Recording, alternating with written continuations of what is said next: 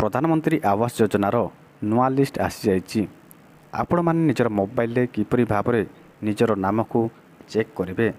चलतु आम ए भिडियो संपूर्ण डिटेल जानिबा।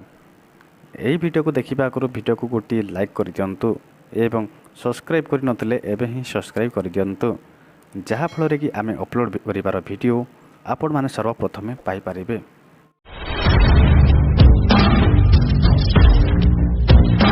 आपण माने प्रथमे निजर मोबाइल जेकोसी क्रोम ब्राउजर को ओपन करंतु।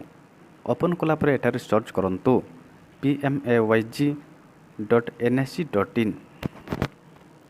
सर्च कला परे देखंतु एठारे प्रधानमंत्री Awas Yojana ग्रामीणर official website open हो जाइए। आपण माने कोन करिवे ना जो 3 लाइन अछि ताहारे ऊपर क्लिक करिवे। क्लिक कला परे देखंतु एठारे जो लिखा है आवास सॉफ्ट ताहारे ऊपर क्लिक कर दियंतु।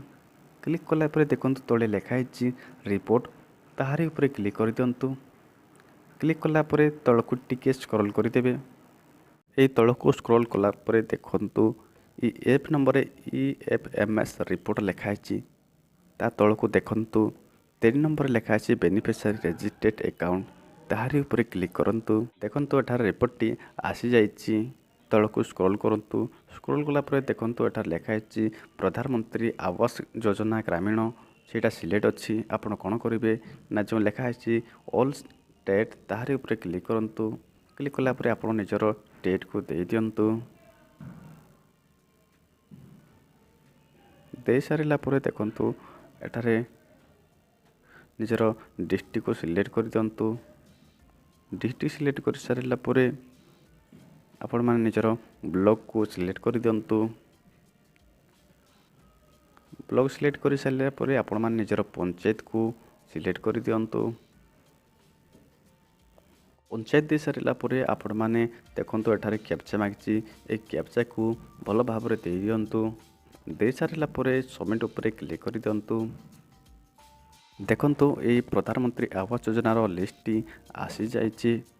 देखंतु एटा लिखा है registration number, beneficiary name, bank name एवं स्टेटस टी वेरीफाई शो करूछि। आपण माने एही परि भाव रे निजर नाम को निज मोबाइल ले चेक करि पारिबे।